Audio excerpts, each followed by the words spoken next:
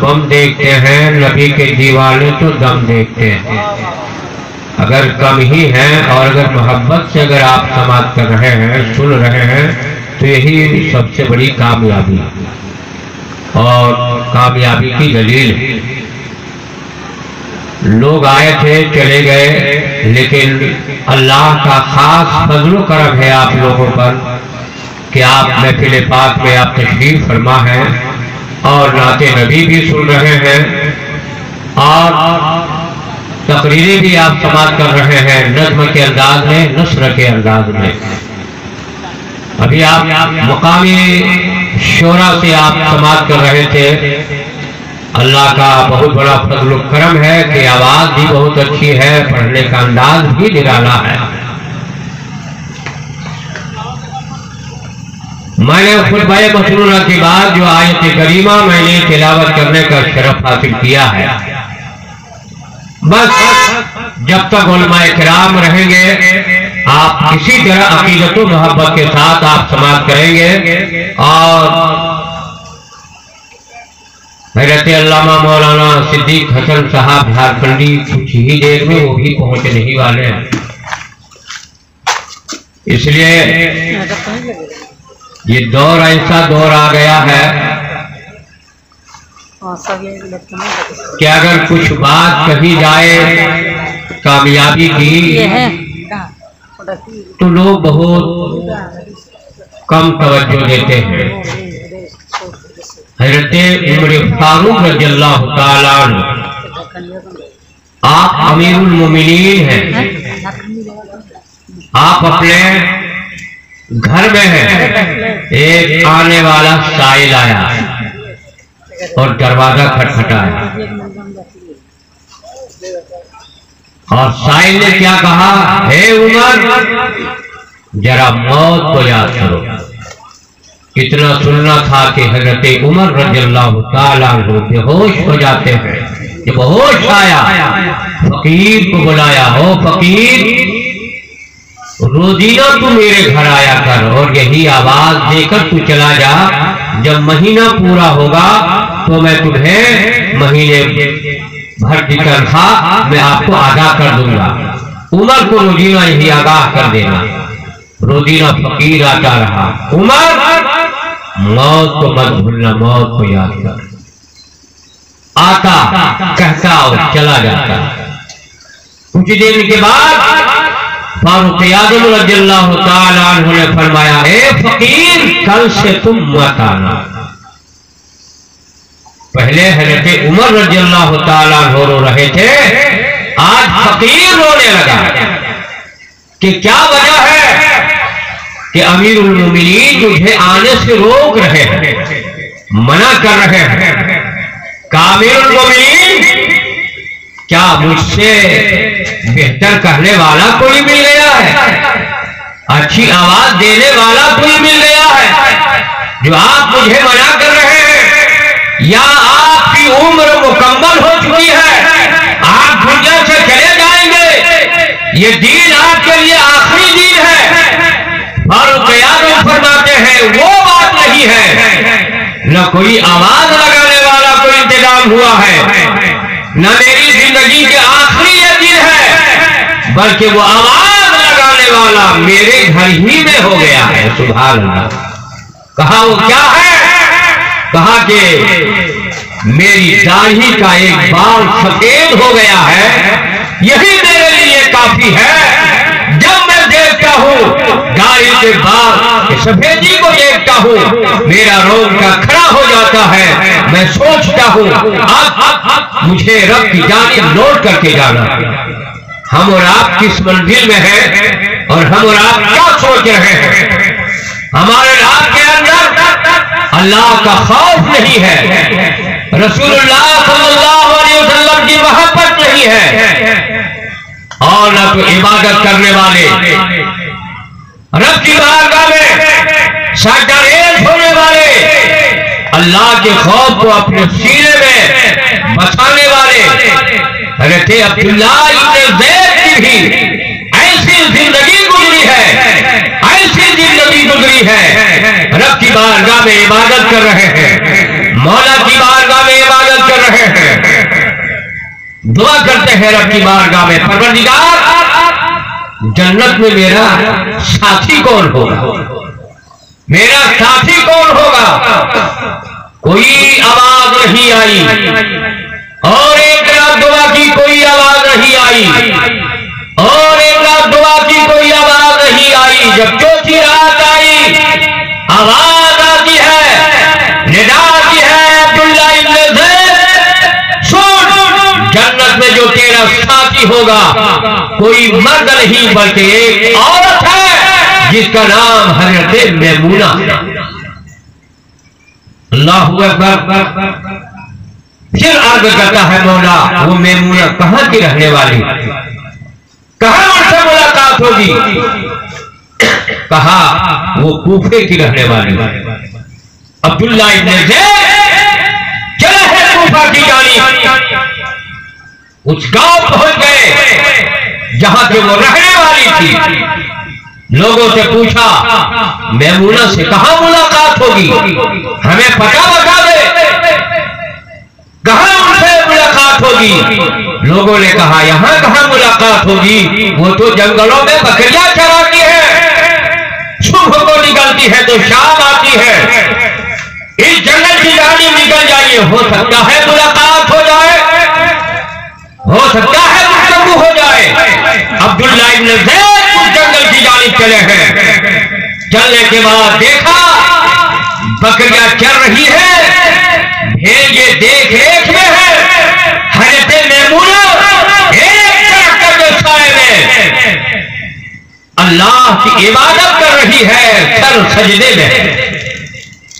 عبداللہ ابن زید جب وہ نماز مکمل کر لیا ہے، عبداللہ ابن زید نے کہا السلام علیکم، وہ جواب دیتی ہے وعلیکم السلام یا عبداللہ ابن زید، اے عبداللہ ابن زید، ملاقات کی جگہ جنت ہے، دنیا میں کیوں آ گئے؟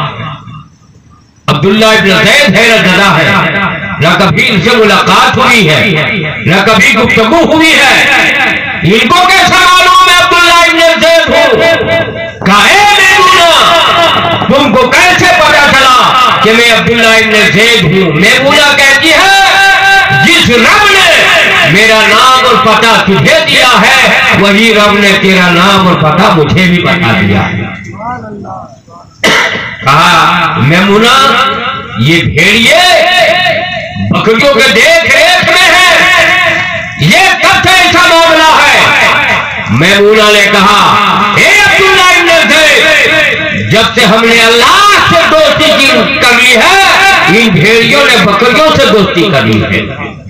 اللہ اکبر۔ آج اگر دل میں اللہ کا خوف پیدا ہو جائے، اللہ کا ڈر اگر پیدا ہو جائے اور اگر عبادت کرے اللہ اور محبت کرے اپنے پیارے آقا صلی اللہ تعالی علیہ وسلم سے، تو انسان آج یہ سوچتا ہے ہماری زندگی بہت لمبی ہے، ہم بہت دیر تک رہیں گے، یہ جوانی رہے گی، یہ عمر رہے گی، کوئی حساب و کتاب نہیں ہوگا۔ اللہ اکبر۔ حقیقت کیا ہے؟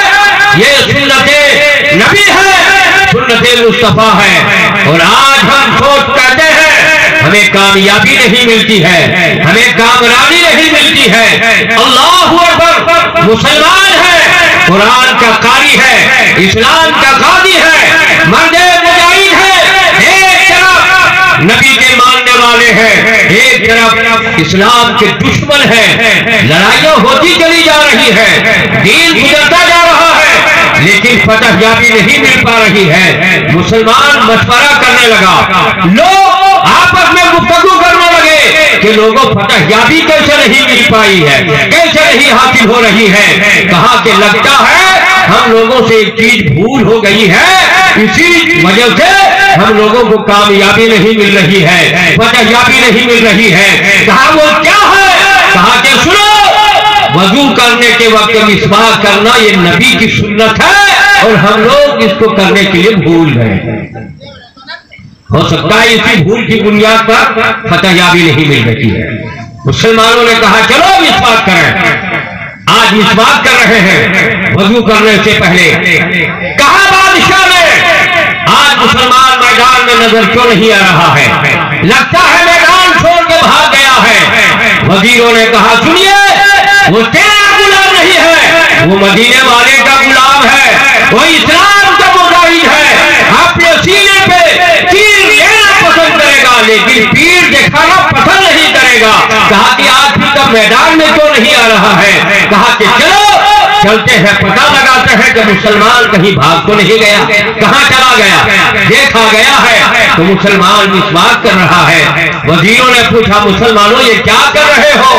کل بھی نماز کی تیاری کر رہا تھا، کل بھی وضو کر رہا تھا، لیکن ایسا کرتے ہوئے نہیں پایا تھا، یہ کیا کر رہے ہو؟ کہا کہ سنو یہ سنت نبی ہے اور ہم لوگوں سے بھول ہو گئی تھی، آج ہم لوگ اگر میدان جنگ میں جائیں گے، آج تلوار لے کر کے نہیں جائیں گے، آج گھوڑا لے کر کے نہیں جائیں گے، آج لاٹھی اور ڈنڈے لے کر کے نہیں جائیں گے، آج بازو کی طاقت لے کر نہیں جائیں گے، آج اگر میدان کاردار میں جائیں گے تو سنت نبی کا واسطہ لے کر کے جائیں گے۔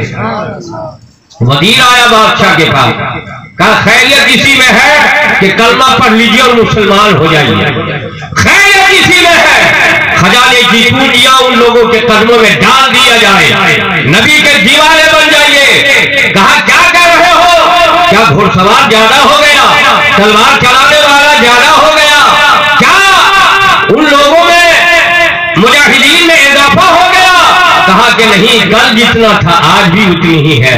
پھر کہا کیوں کرتے ہو ہار مان جائے، کیوں کرتے ہو کلمہ پڑ جائے؟ کہا بادشاہ کل مسلمان تلوار لے کر کے آیا تھا، تلوار کا جواب تو نے تلوار سے دیا تھا، نوجوان کا جواب تو نے نوجوان سے دیا تھا، گھوڑے کا جواب تو نے گھوڑے سے دیا تھا۔ میدان کارگل میں مسلمان آج وہ سامان لے کر آ رہا ہے جو تیری حکومت میں نہیں ہے، تیرے دربار میں نہیں ہے۔ کہا کیا لے کر آ رہا ہے؟ کہا کہ آج مسلمان سنت نبی کا واسطہ لے کر کے آ رہا ہے جو تیرے دربار میں نہیں ہے۔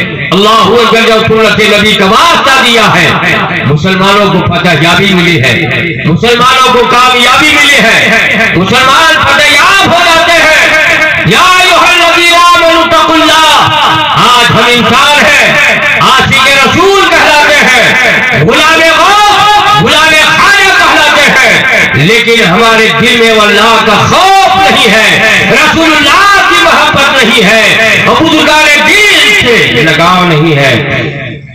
آج ہم سوچتے ہیں کہ ہم ہنس لیں، ہم کھیل لیں، بس یہی ہماری زندگی ہے۔ نبی کریم صلی اللہ علیہ وسلم ایک مرتبہ صحابہ سے پوچھے، کہا میرے صحابہ زندگی کے بارے میں کیا سوچ رہے ہو؟ کہا یا رسول اللہ یہی سوچ رہا ہوں کہ عصر پڑھا ہوں تو مغرب پڑھ سکوں گا یا نہیں، یا مغرب پڑھا ہوں تو عشاء کی نماز پڑھ سکوں گا یا نہیں۔ میرے آقا فرماتے ہیں عمریں اتنی لمبی تم لوگ سوچ رہے ہو، محمد عربی تو یہ سوچ رہا ہے جو میں نے قدم اٹھایا ہے وہ زمین پہ رکھ سکوں گا یا نہیں رکھ سکوں گا، موقع ملے یا نہ ملے۔ اللہ اکبر، یہ عالم ہے نبی کریم صلی اللہ علیہ وسلم کا۔ ہم اور آپ کس کھیت کے مولی ہے، نہ ہمارے پاس تلاوت ہے، نہ ریاضت ہے، نہ سجدے ہے، نہ رکوع ہے، نہ خیرات و صدقات ہے، نہ ہمارے پاس نیکیاں ہے جس پہ ہم ناز کریں گے، اور جس پہ اگر ہم ناز کر رہے ہیں وہ آقا کائنات نے فرمایا نماز میری آنکھوں کی ٹھنڈک ہے۔ پیارے آقا صلی اللہ علیہ وسلم میدان قیامت کے بارے میں فرماتے ہیں 50,000 برس کا دن ہوگا، صحابہ رونے لگے، یہ عالم ہوگا وہ عالم ہوگا۔ نبی کائنات صلی اللہ علیہ وسلم فرماتے ہیں، پیارے آقا نے فرمایا سنو، جو 5 وقت کی نمازوں کے پابند ہیں ان کو ایسے ہی لگے گا جیسا کہ ایک وقت نماز ادا کرنے میں لگا تھا، ویسے ہی ان کو لگے گا۔ تو دوستو تقریر سننے سے زیادہ عمل کرنے کی ضرورت ہے۔ میں رب کی بارگاہ میں دعا کرتا ہوں رب کائنات جس بچے یا بچی کے نام سے عقیقہ کیا ہے پروردگار اپنے حبیب کے صدقے میں تو اس کو قبول عطا فرما۔ اس لیے ہمارے ممبر جو ہے اسٹیج پر ایک خطیب اور ایک شاعر تشریف فرما ہے. اب میں آپ کے سامنے شہنشاہ کرم شاعر اسلام حضرت مولانا قاری رفیق ارجن صاحب قبلہ کو میں آواز دے رہا ہوں. آئیے ان کا استقبال نعرہ تکبیر سے کر لیا جائے. نعرہ